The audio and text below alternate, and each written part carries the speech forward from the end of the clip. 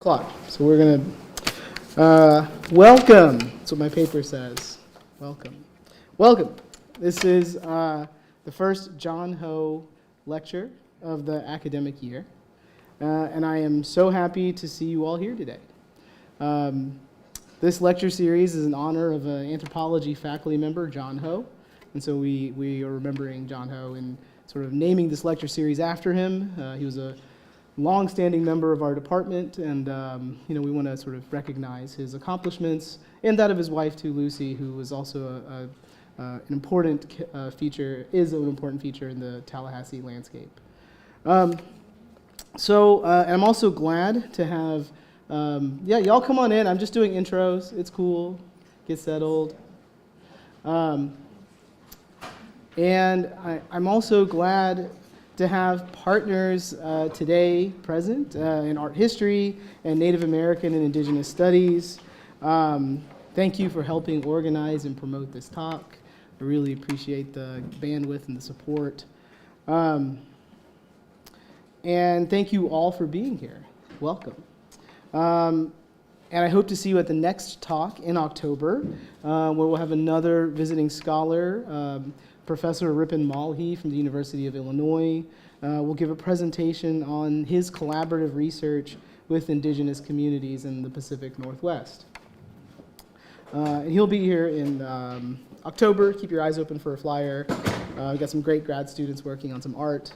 But we're here today for another reason, and I'm very excited to introduce Dr. Guzman, who is currently a postdoctoral scholar at the University of Central Florida. And he received his PhD, that's where he also received his PhD, where he studied integrative anthropological sciences under the guidance of Bridget Kovacevic and Michael Callahan. Dr. Guzman's doctoral research focused on the archaeological site of Holtun, located in modern-day Guatemala. And his fascinating research looks at this site, a civic ceremonial center located in the Petén Lakes region of Guatemala, and is focused on the study of cultural landscapes and the changing sociopolitics of water management from the Middle Preclassic to Classic periods. His earlier research focused on the spatial distribution of obsidian artifacts at Holtun and on the power dynamics of Maya cultural landscapes in Guatemala. He's published in journals like the Journal of Archaeological Science Reports and PLOS One, and he's presented at numerous conferences in Guatemala and the United States. And he has worked at amazing archaeological sites like Tacalicabaj and La Corona, and is now working on the Pacunam Initiative, which has brought together specialists from the United States, Guatemala, Slovakia, and France to scan over 14,000 square kilometers of Maya jungle from the air. This is real futuristic stuff. Very cool. The scans have revealed more than 60,000 Mayan structures, reshaping historians' understanding of this civilization. He's currently working on LiDAR data from the landscape surrounding El Mirador and marching days through the jungle to ground truth spatial models developed from airborne remote sensing. Finally, let me also say that Rodrigo is an accomplished cellist.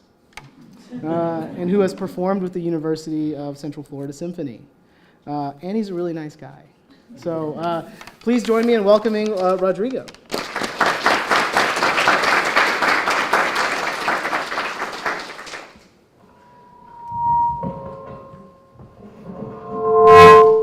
That's probably feedback.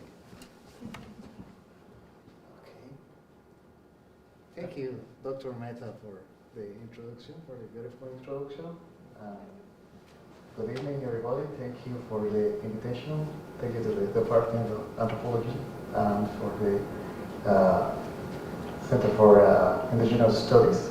Thank you so much for allowing me to be here. It's an honor as a Guatemalan archaeologist. To me, it's a privilege to be here to be sharing some of the information that I have been able to collect from my home country and with the aid of American universities and of course with the advice of American doctors and being able to work on my own heritage to share it with with you and with people from my country.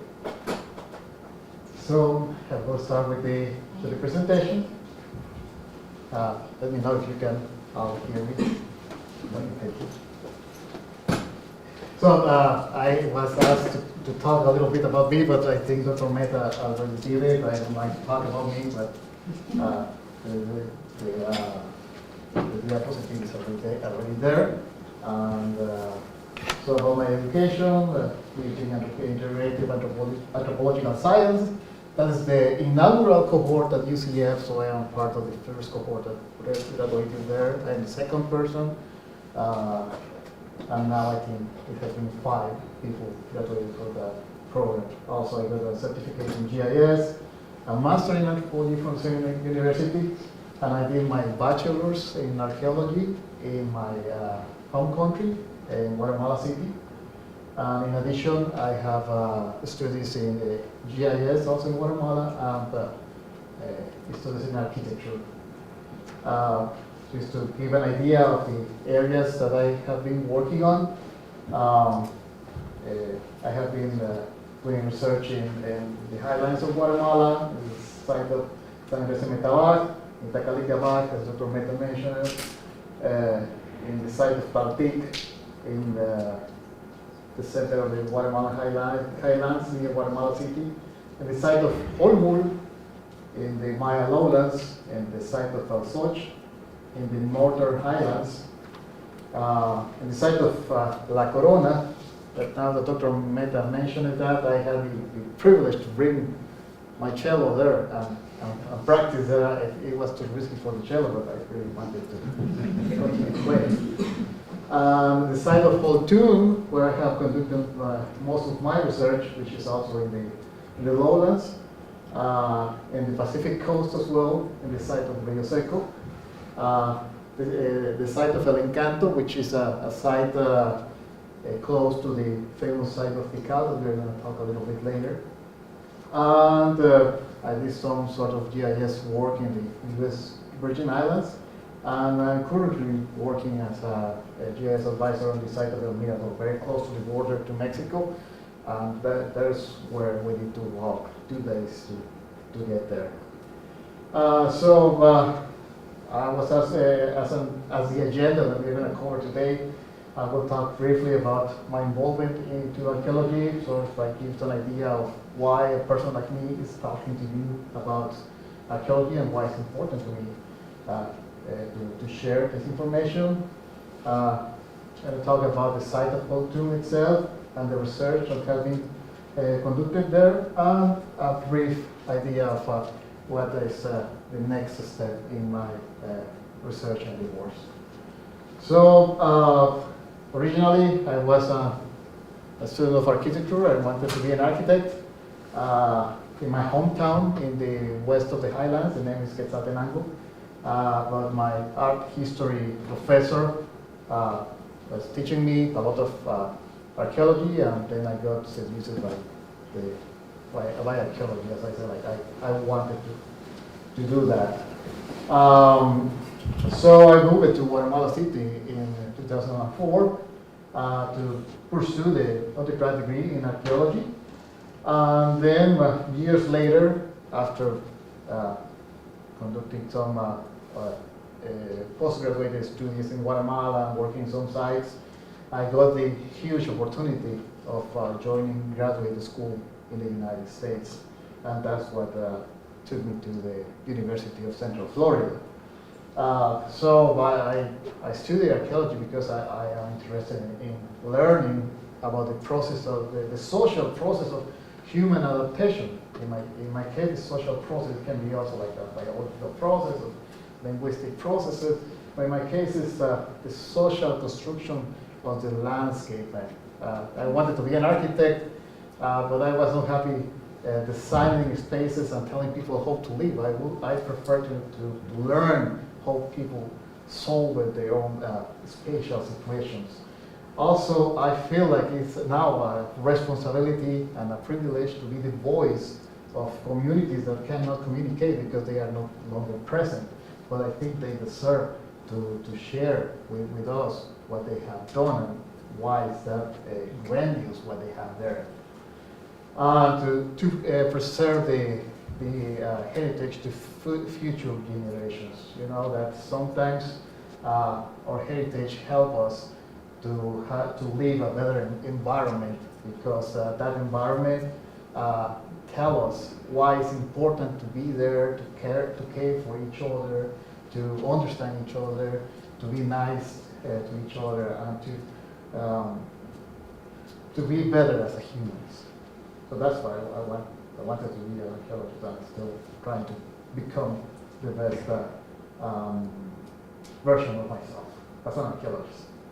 So, the ancient Maya, a civilization that emerged in the southeast of Mesoamerica. Mesoamerica, a cultural unit that lays on the within the perimeters of the countries Mexico, Guatemala, Belize, Honduras, and El Salvador.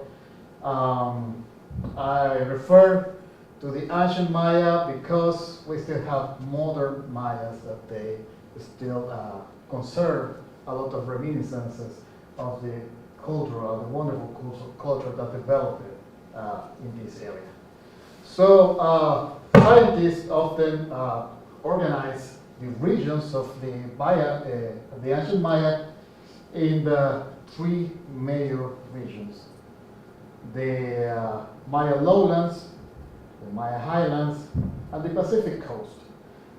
And within the lowlands, because it's a big region, scientists like to divide it into northern Maya lowlands and southern Maya lowlands.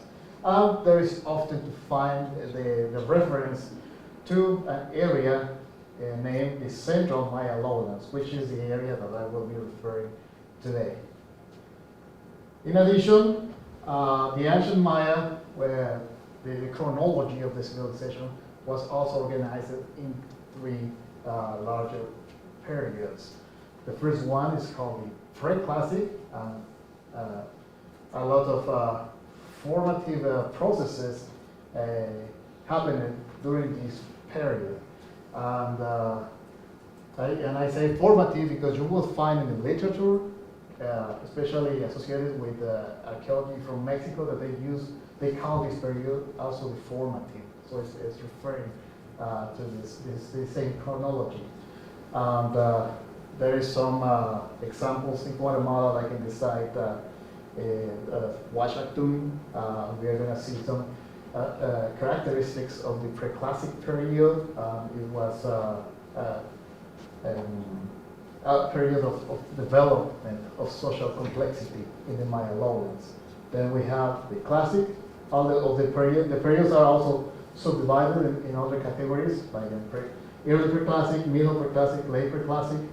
Also the Classic has three basic subdivisions. Authors like to be more specific, but basically the early Classic, the late Classic, and the terminal Classic. Some people like to mark it out because important things happening during that period of time. And we have sites like Tikal that developed sumptuosity during this period.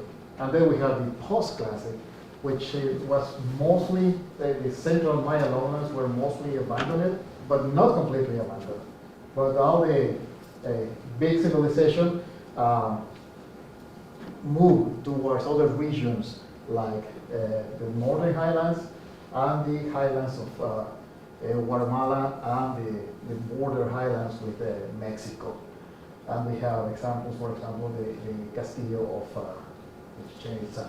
Something that is very interesting to see, or very neat to see, when we compare these two pictures, one in the central Maya lowlands and one in the northern Maya lowlands, is that even they are not that alike, they have the same quantity of bodies, like 9 structural bodies, both of the building, the main building, the temple one of Tikal and the temple of El Castillo, and it was almost like 1,000 years of difference between the building of each of them. So I'm going to talk about a specific archaeological site, the site of Holtun conducted by the Holtun Archaeological Project. That the project was conducted on lead by Dr. Bridget Kawasevich and Michael Callahan, and by the Guatemalan archaeologist Carla Cardona. Originally, I was hired as a technician to do the cartography of the site, but then I was invited to join as a researcher, then as a graduate student. So between 2019 and 2021, I was leading a section of the project as part of my doctoral research. So as the results of the information that we have obtained from the site of Holtun, where is located Holtun first? We see the general map of Guatemala. We see this feature, which is the perimeter of the basin of this system of lakes Yaksha, Labna. Looks kind of like a arrowhead. So this is an area of, with a lot of archaeological settlement and a big site in the north of the Lake of Yaksha, which is called also the site of Yaksha, a site that is a part of important political dynamics during the classic period. But Holtun, modest site, a modest size site. It's not a big site, and the epicenter is not that big. So you can walk the whole epicenter in a couple of hours, and it won't take long. It's in the south of this important site of Yaksha, so it has a direct site. From Yaksha, you could see activities happening in Holtun, and from Holtun you could see activities happening in Yaksha. Of course, it's far away. I have some pictures to show that, but it can happen. And also, like the presence of the lagoon for this system of lagoons was also important, but they are far away. The site, the name of Holtun is a name given by Guatemalan authorities that visited the site in 1993.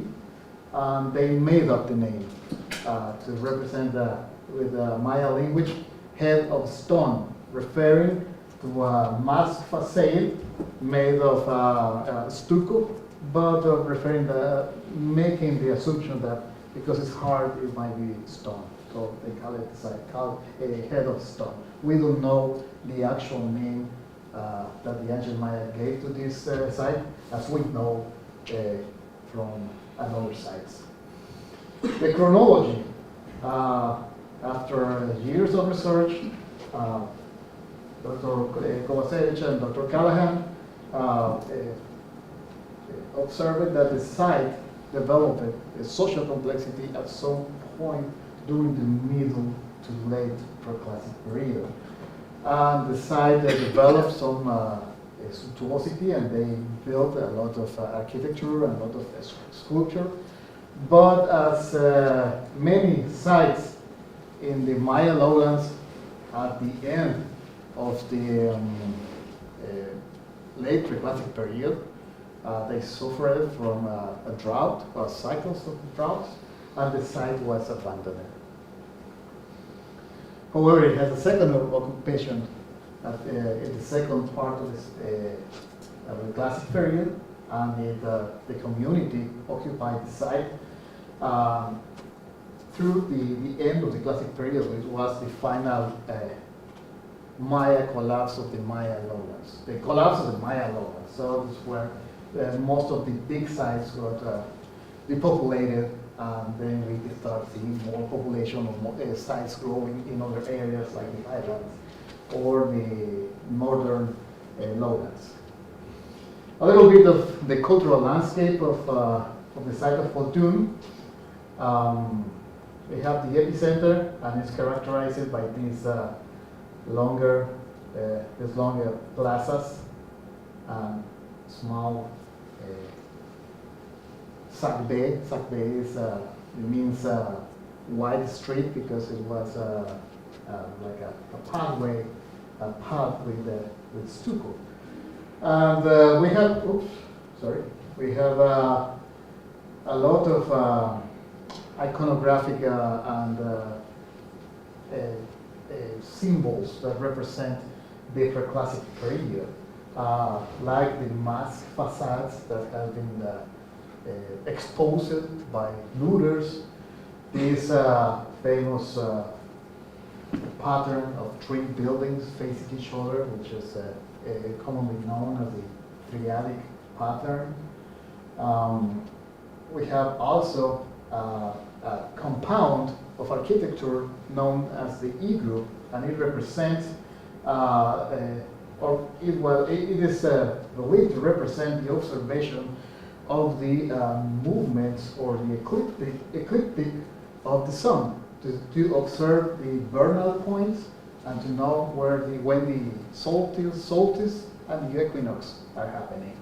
Of course, now there's more studies that say that they serve for more purposes for the control of agriculture cycles and things like that. So we have one like that there. So it's like a lot of important information, important features of ancient Maya civilization in a site that is a modest size site.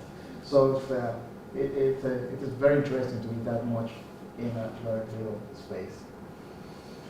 So continuing with the landscape of Holtun, we are gonna get a little bit into this building that has even more information about the preclassic period.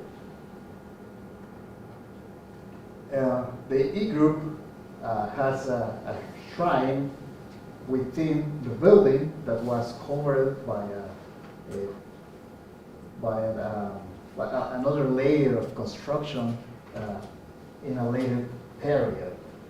And it has buried beneath the shrine cosmographic cache, which is like a cruciform depression or a cruciform excavation where they used to deposit offerings to represent the foundation of their sites. And we have magnificent examples of that in the site of Cibal and in the site of Ceibal. They are very similar names there in two different locations.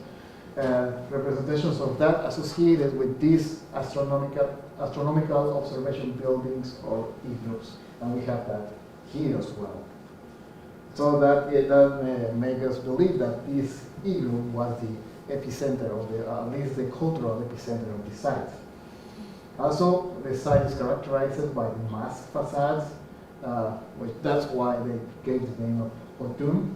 And we have also mask facades in the wings of the E group building, or the eastern building of the E group, and they look like this one. This is a picture, and this is photogrammetry.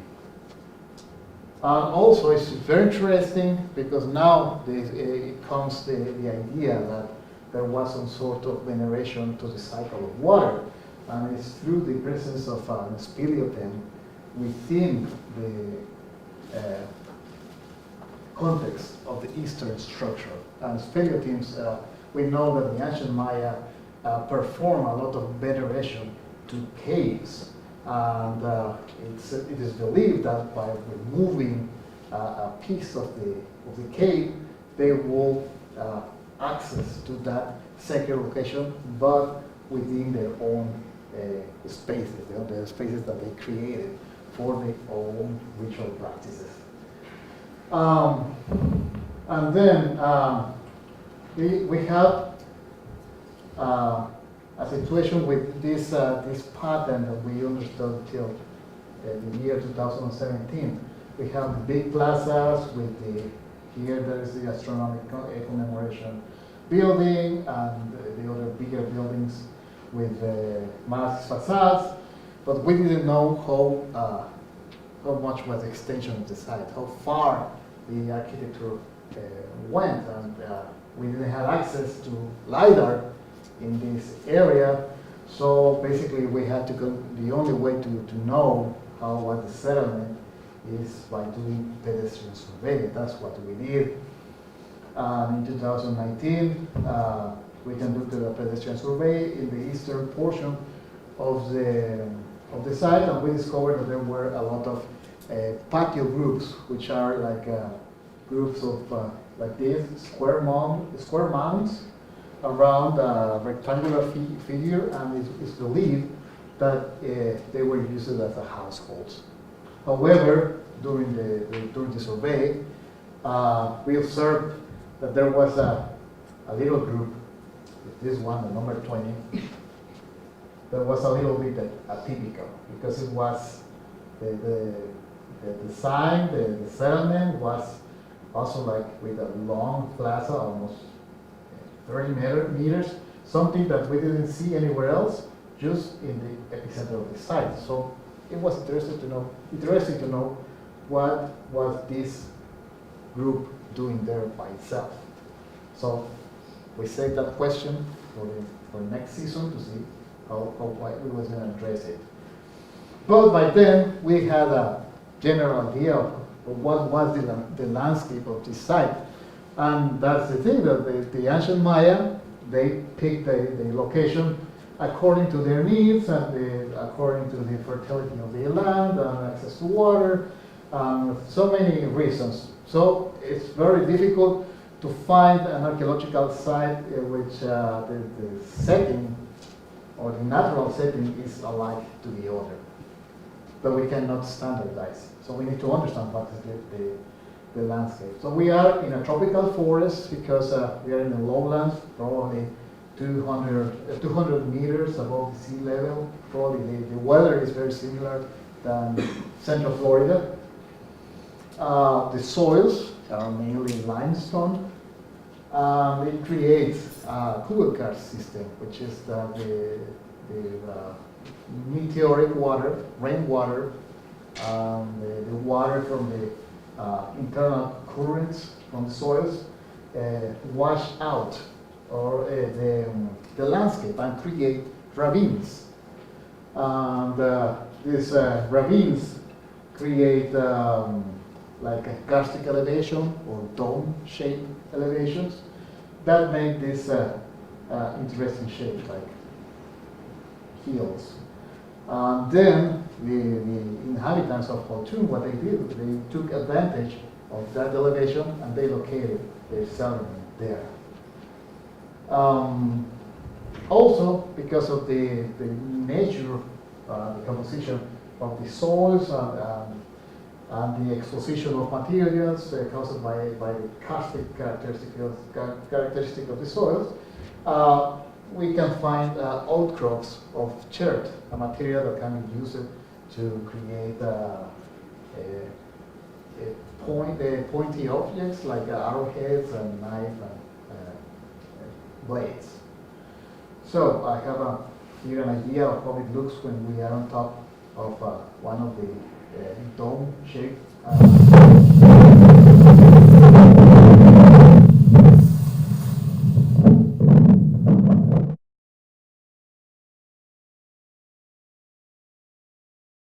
there already some of the buildings that have been looted, of course, by the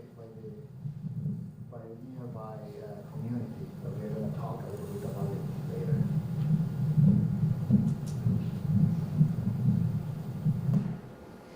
So the big question is, where is the water at Holtun? Because when we arrive there, we don't see water like right away, like at first glance.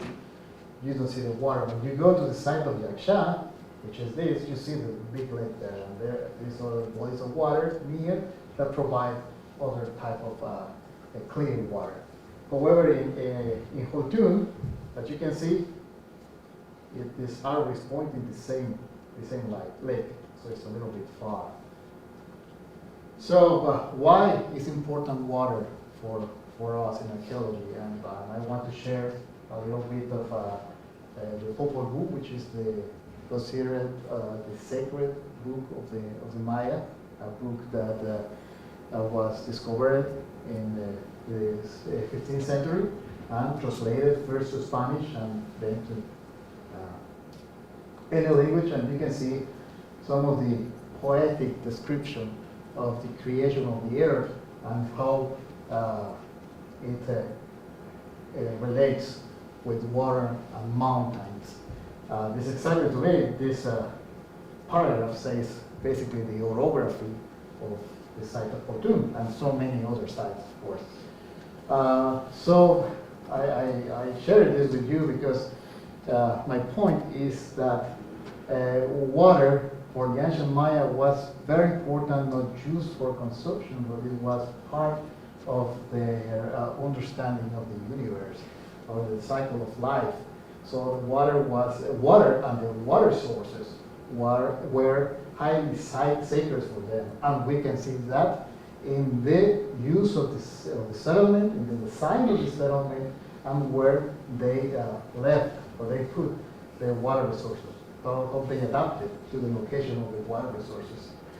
So in my archaeology, I have observed that we have at least now 4 approaches to the study of water. And first, archaeologists consider that as a socio-political resource because the administration of water creates a source of power. It can be centralized in a group of people that administrate the water sources. But at the same time, it also creates social cohesion because a community is not only developed upon a power relationship, but also upon collaboration. Also, water becomes a cultural resource for the communities because it has a lot of symbolism. It represents birth, it represents the cycle of water, it represents death, connection to the earth, fertility, and there is we can find a lot of rituals of pilgrimage in water springs or bodies of water near archaeological sites in the Maya civilization. Also, it legitimates owning this cycle of rituals, of owning the land where the water is, also legitimates the power of the group of people that administrate the water. Also, it's interesting for archaeologists to understand the environmental vulnerability regarding to water, because water can represent a scarce resource, and every environment deals different with that. In the case of the ancient Maya, at least in the central lowlands, they had to deal with the situation of half of the year it rains too much, so how to deal with that much water. But the other half of the year it doesn't rain that much, so how they deal with that scarcity. So that was a process that needed to be negotiated through technology and the development of cultural practices. Also, anthropogenic disturbances, like basically the destruction of forests, could cause the destruction also of water resources. And also, you say, those activities like the environmental pressure and the changes in the cycles of droughts were highly influential in the process of abandonment of the sites, with what we know as the late classic collapse and the terminal classic collapse. And finally, for the bioarchaeologists also find important information from water because they can understand migration through the study of the stable isotope of oxygen, and they can determine like some sort of patterns of migration, or where people was born, or they were locals, or they came from somewhere else. So we have some examples of how water is observed in the ancient Maya sites. What type of resources we can find typically in Maya site, in the Maya lowlands. First, rivers, lakes, lagoons, swamps, but also small bodies of water which are called locally as aguadas, which is a word that comes from agua, water, or a Maya word that is sibal. Also, like still water pools, small bodies of water that were also exploited by them.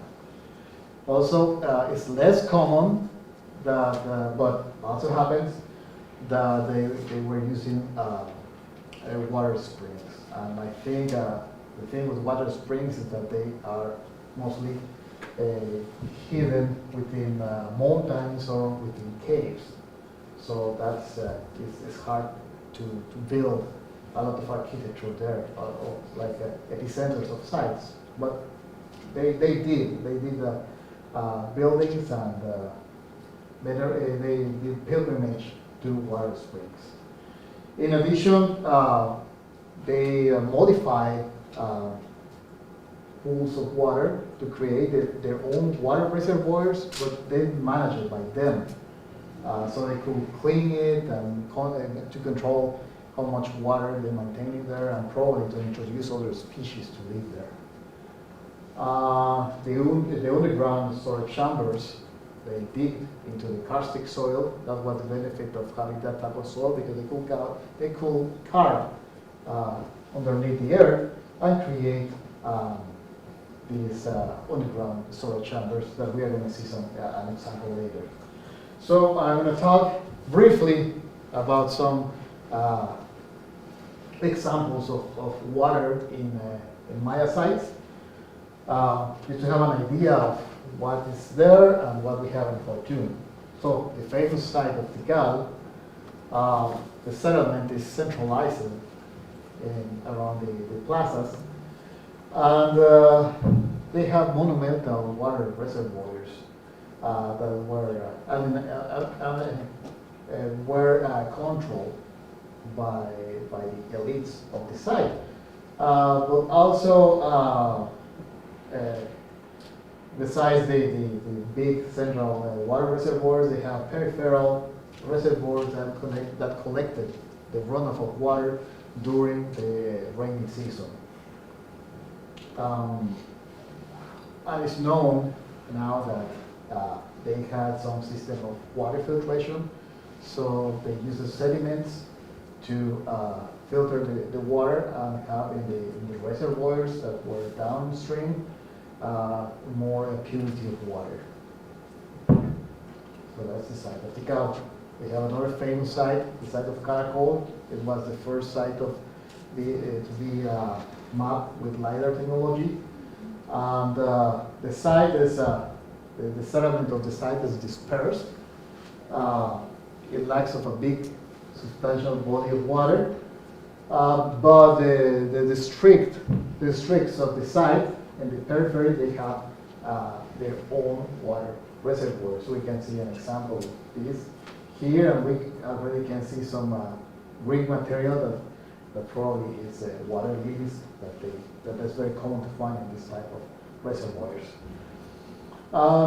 Something that we learned from the air study of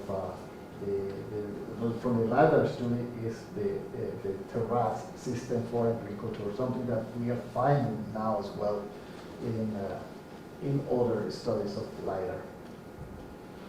Another interesting case of study is the case of Copan, which is in the very southern extreme, or the very southern portion of the Maya lowlands, and is organized around the civic ceremonial center, but they have clusters of settlement in the periphery. The site is next to the Copan River, but the groups, the households in the periphery, they have access to water reservoirs. And water reservoirs like this, with the presence of this water lily, which, talking about Copan, it has been observed in iconography, Maya iconography, that the water lily is a representation of authority and power. So all associated with water. And the site of La Corona, which is in the western portion of the central Maya lowlands, And the characteristic of this site is that this is surrounded by water reservoirs, by clear water reservoirs. So there's water everywhere in the epicenter and the periphery. However, they still created their own water reservoir in the south of the palace. They still wanted to have their own reservoir, even they had water everywhere. And the name of the glyph emblem means Saknite, which represents a white flower, and we can see in the water, in the natural reservoirs of the site, a lot of nympha with water lilies. So, Holtun, we go back to the site that we have been mapping during several field seasons. We don't know where the water is, so we had to do some surveying and ask the local community where the water was. And after doing some terrestrial surveying, we learned how the water was present at the site. And we have within the ravines very small caves that have water flowing from it. We have bigger caves that flow into water ponds. Of course, we have more access to water at the end of the fall than during the spring season.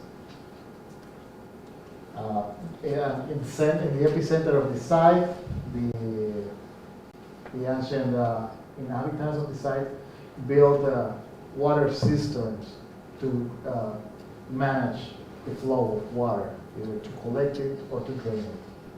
Also, we have close to the epicenter a seasonal water springs that they flow water flow from there during the rainy season. Also, we found holes bigger than within the sediments of the ravines that those holes collected water. Also, the still water ponds that we found also in one of the ravines, in the low course of the ravine. This water is clear water that has been used for a long period of time. Also, we found a big area that collects water, that interpreted as a big water reservoir. We found 2 of them at the side of a football stadium. And here in this the medium course of this ravine, we found also still water ponds that during the fall period the water runs, and we're going to see a video of that. And finally, one of the springs have enough source of water that the nearby community build a cistern to collect the water and use it for their own system. So this is how the water runs during the fall. I never have seen that in person. Someone has to take that video for me, because when we come to the site, it's too dry that we only find the still water ponds. We don't see the water running. But that gives us an idea that sometimes of the year there is plenty of water to collect, take, to use for the crops, but in a different period of the year, water is a scarce resource. So, talking about the nearby community, we need to talk about the modern colonization of the landscape, and it happens with the town, with the small village of La Máquina. This was colonized in the 60s by a project from the government. The project was named FIDES, and the idea of this project was to bring people from the highlands to the lowlands to populate the jungle, so they will develop the area. The idea was this idea of progress, to bringing people living there, and so there was a lot of communities introduced there, and they were free to take as much land as they wanted. So the people from La Máquina, they were told, as they told me later, that they was going to go to a place that was very fertile and full of water, so they could create a nice community there. However, the area was the forest of the area was destroyed because of the cattle ranches and all the agricultural activities. So if you see in this landscape imagery, all the color pink, the darker pink, is the only areas where forest coverage is still around. And probably it's less now because that picture is from 2013. So this is the relationship of the new village of La Máquina and the site. So the good point for research is that it's very accessible for archaeologists, so you can make a day trip to get to the site and go back and stay in hotel at night. But the bad side is that we have, the site is very access for building. So having the site of, the ancient site of Holtun, without the information that we have, and the village of La Máquina, basically what we have is two histories of water management.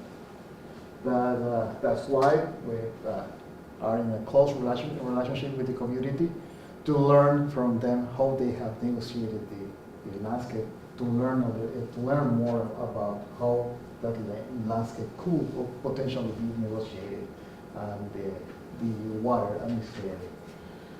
So we have traditional models of water management that says that during the preclassic period, the landscape of water were more concave. That means that the communities took advantage of the gravity of the water to collect it. But during the classic period, because the classic period represents the emergence of local authorities, of rulers, and royalty and royal families, so they had the power to create the water reservoirs in the uplands. And this is a model based on the CAL that have helped us to understand a little bit those dynamics. However, those dynamics are very diverse, and accordingly to the location, we see variants of these models. So the case of Holtun, the first thing that we need to do is to understand the landscape, and we can see in this model, digital model created based on a satellite imagery, that the red squares or the red pixels represent areas that are too steep. So basically, we can see that the epicenter, where I was looking, flat surface that were surrounded by steep land, probably for defense purposes or to take a demarcation of their epicenter or the sacred area. Also, running models of clustering, we concluded that the site was not randomly dispersed, but it was rather clustering. So the dispersion was more random. So basically, what we think that it was a design, an intention of placing the sites everywhere. But we see again this site, this part of the site that I mentioned here, with the group number 20, that is located in a very interesting location at the south of the settlement, but there is not very much settlement left there. Also, by running some buffer analysis around the location of the water resources, we see that a tendency that, especially in the natural water resources, there is not much settlement. However, it is more settlement in water reservoirs that would have potentially intervention from, or anthropogenic intervention or intervention from human hands. Also, we conducted one of the famous least cost path analysis to know which water spring was closer or more accessible from the epicenter of the site. And we observed that none of them, they are very, they are far enough, and to access, if we see in those profiles, to access the water springs, it might require a good hike going anywhere. In addition, the topography creates some sort of blocks or walls or topographic walls made with these dome-shaped hills that split the landscape from the area of natural water reservoirs and the rest of the settlement. To try to answer the question of how this settlement, or why the settlement was settled like this, we decided to excavate the Group 20 to know what was happening there, what type of group was that.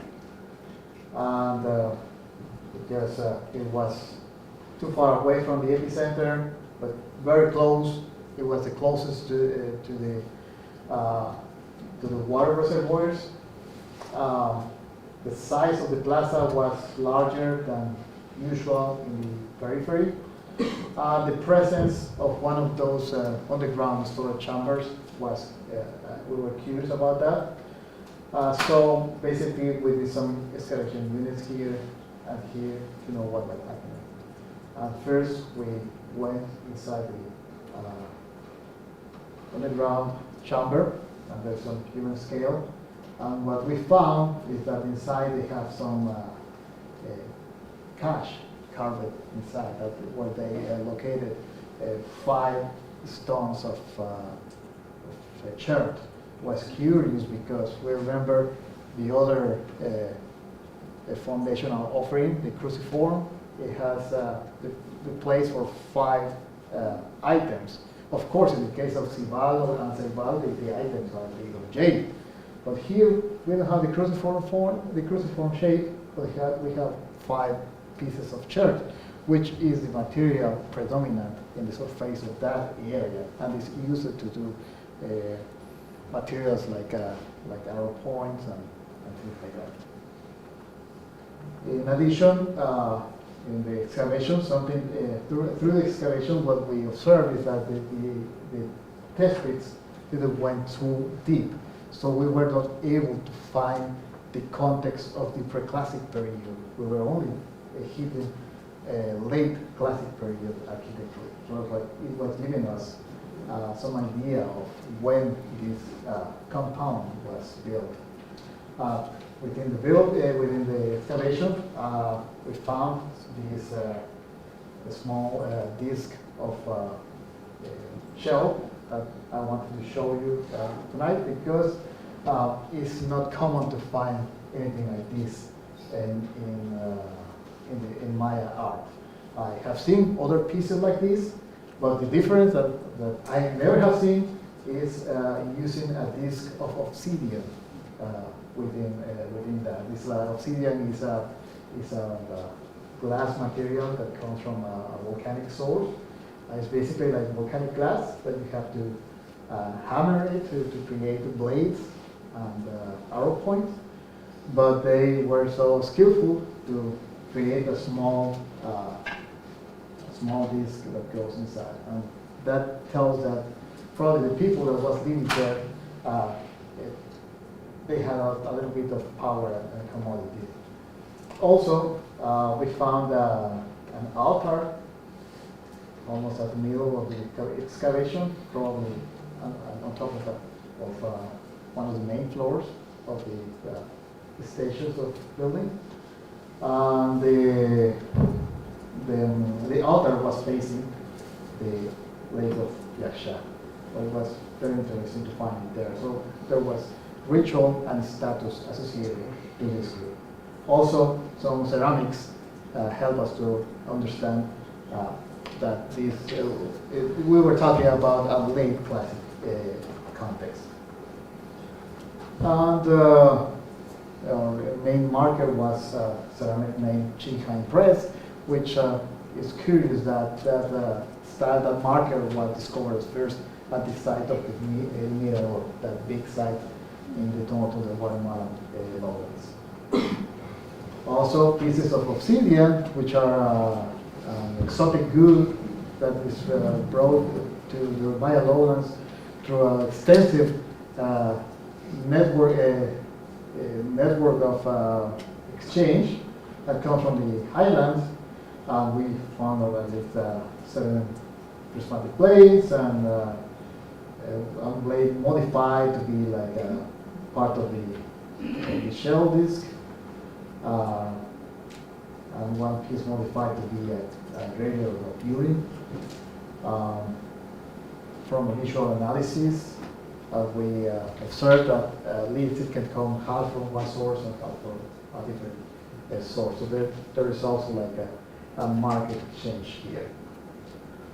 And the use of the lot of presence of chert, that this is a local source that is right in the area where this loop is.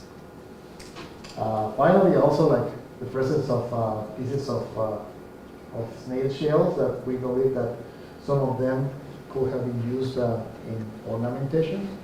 Some of them are local species. Some of them, the members of the community think that they are importing them from nearby rivers. So basically, we think that the site of Holtun, we have 2 different management systems: the water open, the open water, which comes from the water reservoirs and the water still pools and the springs that are not managed territorially, so they don't have buildings nearby, and the resources controlled by the presence of architecture and construction. So we still have questions of what that group 20 means, if that is an outpost from the epicenter, or that is a totally completely different faction of the community of Holtun, that they are competing with the occupants of the epicenter. The way to hold power is hold possession of the land where water is. So basically the broad conclusion is that for the ancient Maya, water management was very diverse and complex, and that it's difficult to standardize what was the approach of the ancient Maya, but we can learn by studying several options that we have out there in the archaeological sites. So, for the future academic endeavors, I'm sorry, I don't want to get you bored with pictures of people. I got them for free, so I have to use them. So this is me, the site of the Mirador, and this is the famous pyramid of La Danta. And what I wanted to show you, because I still cannot show you images from the LiDAR initiative, but they will come later, and my supervisor will be in charge of delivering that information.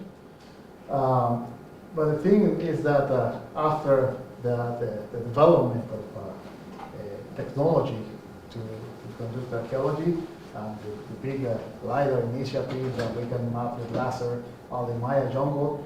So the big question is how we go there and test that the things are there, that the things that LiDAR is watching is there.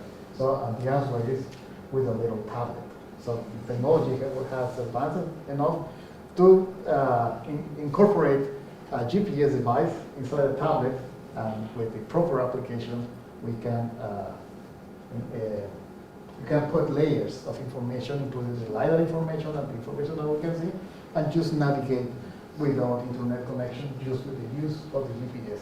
And of course, because when you navigate with your tablet, it's just to get home or to deliver food or to deliver something in mail, but it's not designed to take like 200 points identified by 7 archaeologists. So sometimes it fails. So as a backup, we get to do our ground truth surveying with telephones. So because that's a smart device. So what we do is we upload all the information from the right information with the right application, which was designed for a smart device, and we just go out and take the points that we need. So it's very interesting that as the technology advances, we have the opportunity to go inside of the jungle, and because it's very difficult, but we don't have to carry heavy equipment or heavy drawing boards or things that we might have lost. So that's the future endeavors, and I hope at some point we can also conduct LiDAR at the site of Holtun. So thank you so much for your attention. I think I went behind schedule, but please apologize me when I speak in English. I speak slower, so I wasn't planning to go like over 10 minutes. But thank you so much for staying here. I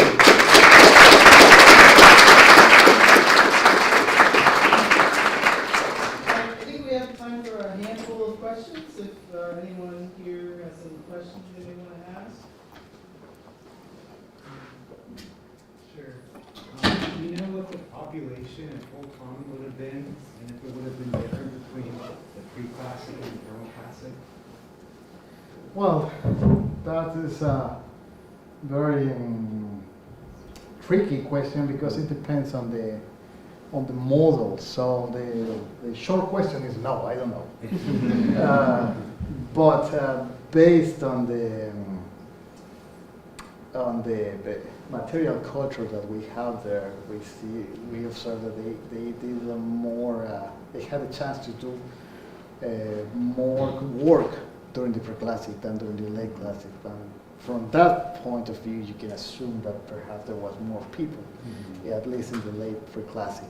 And then the population was growing in the late classic, but because of the collapse of the Maya lowlands, it was not possible to grow that much. But I will contradict myself with this, because what we have during the late pre-classic is a lot of settlement dispersed on the landscape. So probably it could be the same quantity of people, but just dispersed around, not concentrated in the epicenter. I don't know if that answers your question. Thank you. Do we know what the purpose of the obsidian discs was, or is there like any theories about that? Yeah, well, the short answer is again no. But because the first thing that we think is that it's an ear flare. They have been considered as an ear flare, so it should be another one of those hidden there beneath the ground. But also, some people think that they are part of a headdress. And there's studies, for example, a study of Victoria Ingalls that mentioned about a cruciform icon for headdress that represent the authority of female, for example. But it will need more studies because it's a very unique piece. But yes, I think that the only thing that we can may be adventurous as an interpretation is that it's an ornament associated with the status, probably with royalty. Here. You mentioned the ritual significance of like the water springs and the waterways. Would the artificial reservoirs also have that significance? Definitely, it had because of the presence of the species associated with the sacredness. But the big difference is that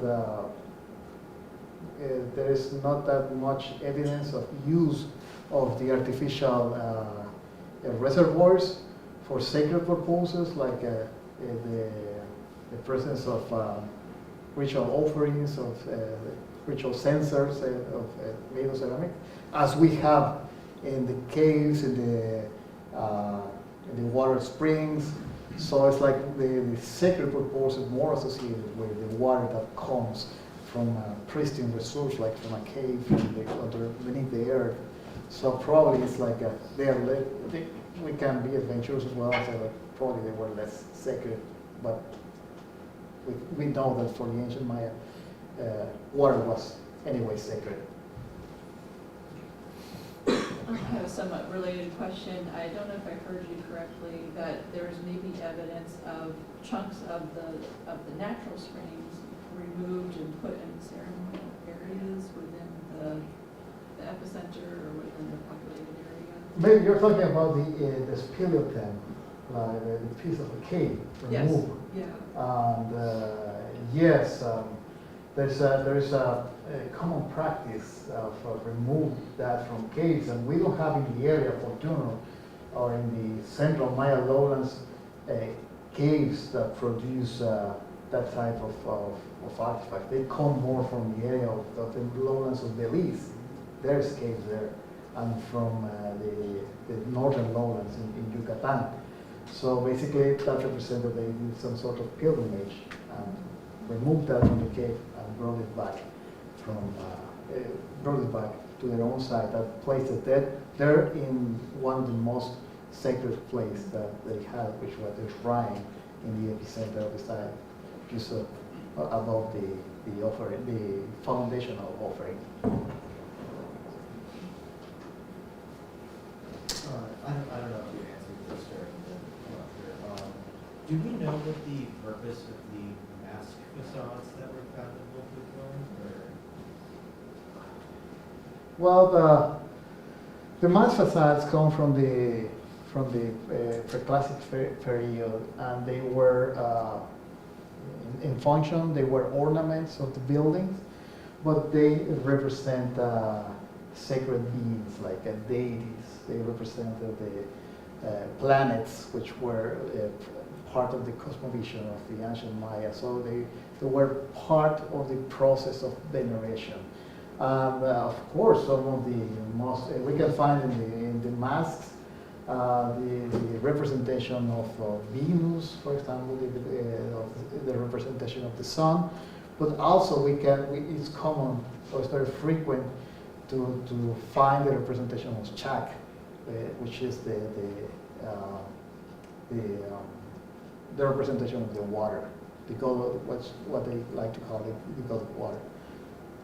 So it's possible that the small mass facades that we have in the eastern building of the observatory, of the astronomical observatory, they represented Chak, also associated with the right of water. Any questions? Comments? Any other questions from the I had one more video that I wanted to ask. Some of the constructed water features, especially close to the site core, as you were talking about water management, had me thinking about baths, like the ritual bath at like Mohenjo-Daro, or like these other civilizations and cultures that use bathing as and the storage of water for like ritual purposes. Is there any epigraphic or oral tradition linking like the bathing or the sweat bath and things to what you might find at Holtun or in your area? Yes, we definitely have in the Maya area, in the lowland Maya, the famous sweat baths. We don't have any as Holtun, unfortunately, or at least we don't know. But in the sites nearby, like the site of Nakum, they have sweat baths. It's believed that they were used to do practices of health practices, like to cure sickness and to give birth. Of course, all these sweat baths were associated, like iconographically and symbolically, also with the cult of the Mother Earth, of the caves, of the origin of life. So they are present, very present in the area. Unfortunately, is that we don't have an example of that at the site of Holtun. We have to find some more later. Well, please join me in thanking Dr. Guzman again, and thank you, Dr. Guzman. Appreciate it.